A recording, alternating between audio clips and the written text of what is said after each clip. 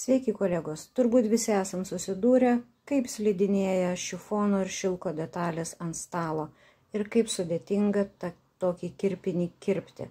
Tik papūtė vėjelis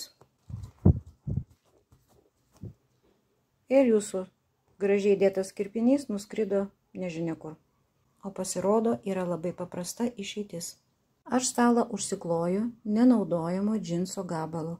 Galite užsikloti kartonu, jeigu siuvate 5 sukneles šifoninės per dieną, arba iš tikrųjų, jeigu daug siuvate iš šilko, iš šifono, galima visą stalą padengti kartoniniais lapais, galima padengti kažkokiu tai popierium neslidžiu, bet idealus variantas nedaug siuvantiems, tiesiog paimkit kažkokį standų užtiesalą, kuris būtų tvirtas ir užklokite savo sukirpimo stalą.